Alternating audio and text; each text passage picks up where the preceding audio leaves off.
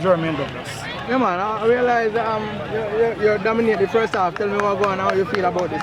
Yeah man, we came with a plan and it was working.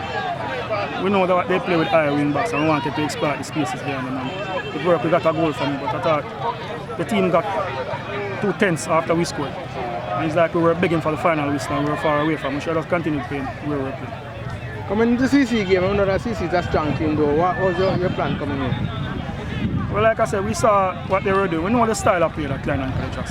They have changed coach, but some of the coaching staff are still here, and so they will try to stick to their principles as much as possible. But we know what we need to do whenever we play against Klein and Coach. Unfortunately, today I thought our defensive unit fell asleep a few times and it cost us one every time. So that's how football goes. Coach, definitely, but CC will be one of the tougher teams in the group to face. You have got past this hurdle now. What are you looking forward to the next set of games coming up? Well, initially when we started out, we wanted maximum points. But it's not possible anymore. We want maximum out of the remaining points. The objective is to get out of the zone and take it from there. Quite a physical team. How you manage that in regards to keeping them that physical and also maintain the technical aspect of the game? Yeah, well, the physicality is natural.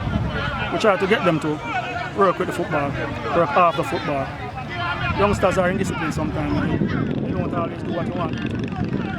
But I thought in some sections of the game, we did what we wanted to do. We just weren't consistent enough to do. Both goalkeepers was brilliant in goal, but year one, can you speak to us about your goalkeeper performance today?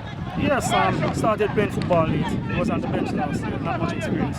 Most people would have known that in the quarterfinals we lost to our first 2 goalkeepers last year. He came in. He's young, still learning the game. He did exceptionally well today. We have to congratulate him. Alright, when did you score?